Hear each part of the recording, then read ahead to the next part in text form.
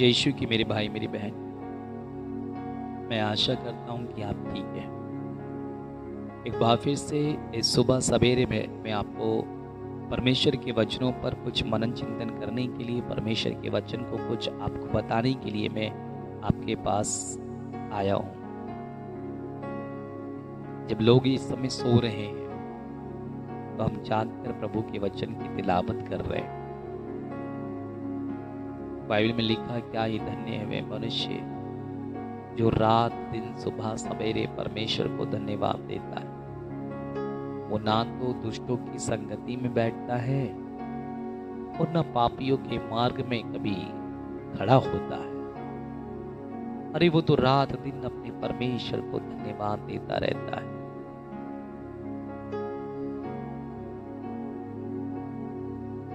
पता है आपको, पुराने जमाने में क्या होता था कि जब पहले जमाने में जब ये नहीं था, सबका इंटरनेट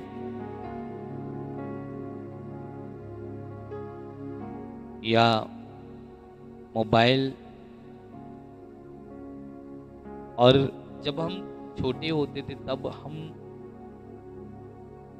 क्या होता था कि हम नानी या दादी के घर में जाते थे, वहाँ कहानियां सुनते थे। कई बार राजा और रानी की कहानियां या अन्य चीजों की कहानियां हम सुना करते थे। कई बार परमेश्वर के वचनों को कहानी के रूप में सुनाया जाता था, अच्छा लगता था। परमेश्वर के वचनों को सुनते थे कहानी के रूप में, बहुत अच्छा लगता था, याद रहता था। लेकिन आज सारी सुविधाएं होने के बावजूद भी हमारे घर में परमेश्वर के गीत या परमेश्वर का नाम नहीं लिया जाता। पहले लोग गीतों को गाया करते थे या घर में गुनगुनाया करते थे, आज कोई नहीं गुनगुनाता। पहले मंदिरों में, मस्जिदों में, गुरुद्वारे में, चर्च में घंटी की आवाज, शंख की आवाज या फिर प्रार्थना के गीतों की आवाज, घर घर में सुबह उठने के बाद पूजा पाठ या फिर प्रार्थनाओं की आवाज चला करती थी, आती थी। लेकिन आज आप गलियों में से जाएंगे तो आज खर्राटे की आवाज, चिल्लाने की आवाज कि हाय मुझे दर्द हो रहा है। पहले आप देखते पुराने जमाने में सुबह सुबह चक्की लोग पीसते थे, आटा पीसते थे, चक्की की आवाज आती थी, मुर्गे की बांग की आवाज आती थी, लोग हल लेकर गांव में खेतों में जाते थे, उसकी आवाज आती थी। और क्या है, चक्की की आवाज आती, जहाँ पे इंजन से चक्की चला तो पुक पुक पुक पुक बोलता था। वो पता चलता था कि उस गांव में वहाँ चक्की चल रही, चलो वहाँ आटा पिसाने जाए। या ओखली की आवाज, सिलबट्टी की आवाज, नाना प्रकार की आवाज। लेकिन ये सब आवाजें, कोयल की आवाज, मोर की आवाज, ये सारी आवाजें बस अब मोबाइल तक सीमित रह गई। बाकी अब ये नहीं आती, सब के सब व्यस्त हो गए कहीं, सब के सब।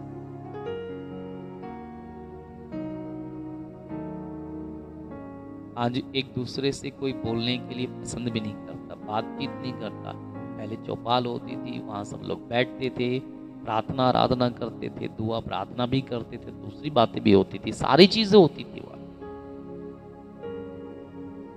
मुझे याद है हमारे घर के सामने एक चौपाल होता था, नीम का पेड़ था, तो वहाँ गांव के सारे लोग उधर बैठते थे आके हमारे दादाजी के पास।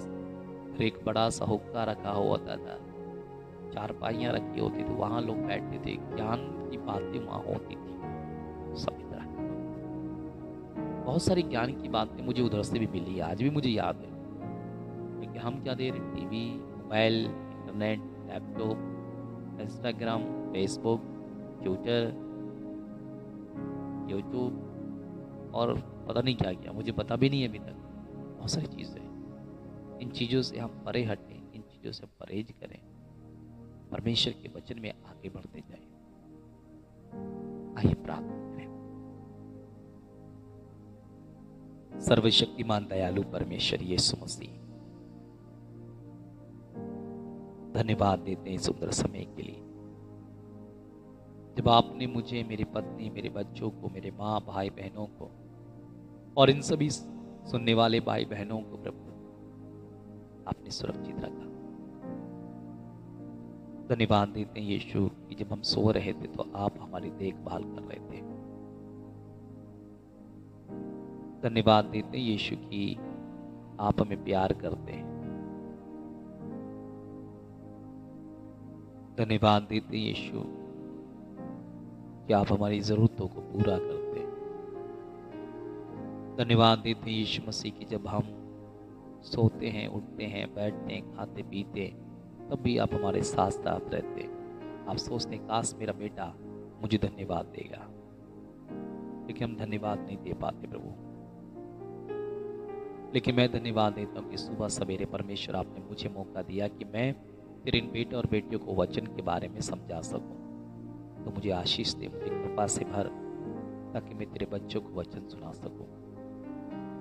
यीशु तू हम पर दया करना, हमारे सारे पाप अपराधों को क्षमा करना, हमें चंगा करना और हम पर ज्ञान, बुद्धि और विवेक का आत्मा देना, ताकि हम सब सुरक्षित रहें, तेरे वचन को सुनते रहें, तेरे वचनों पर हम मनन चिंतन करते रहें, तेरे वचनों के अनुसार अपने जीवन को जीते रहें। जितने यात्रा करने वाले लोग हैं, यात्रियों के साथ हो, दुर्घटनाओं से बचा। जो लोग खेत, मकान, दुकान पर अभी जा रहे हैं, मार्ग में रक्षा कर। इनके पशु, इनके पक्षी, इनके गाय भैंस, बकरी के बच्चे, इनके खुद के बच्चे, पत्नियां, इनके पति और रसोइयों को प्रभु आप आशीर्वाद दें। इनमें से कोई बीमार ना हो, इनमें से कोई अनहोनी घटना का शिकार ना हो। जहाँ कहीं भी जाते हैं प्रभु तेरे साथ जाएं, प्रभु तू इनके साथ जाए। जो बीमार हैं वो चंगे हो जाएं, जो दुखी हैं वे सहारा हैं, वो सहारा मिले। जो दवाई खाते हैं वो छोड़ दें। यीशु के नाम में आपको चंगाई मिले। मैं प्रार्थना करता हूँ आज के इस दिन में परमेश्वर आप इनके साथ रहें, इनकी देखभाल करें, विशेषकर हर एक व्यक्ति के साथ हो, बीमारों के साथ हो, अस्पताल में, रोड पर, घरों में चिल्लाते, मार्ग में चिल्लाते, आप उनकी रक्षा करें। प्रार्थना करते परमेश्वर ज्ञान, बुद्धि और विवेक का आत्मा दे, सबको अच्छा जीवन दे, वचन को पढ़ने की शक्ति, सामर्थ्य दे, वचन के अनुसार जीवन जीने की शक्ति, सामर्थ्य दे, विशेषकर लोगों को आशीर्वाद प्रदान कर। यीशु के नाम से मांगते हैं, आमीन, आमीन, आमीन और आमीन। तो एक बार फिर से गुड मॉर्निंग मेरे भाई, मेरी बहन।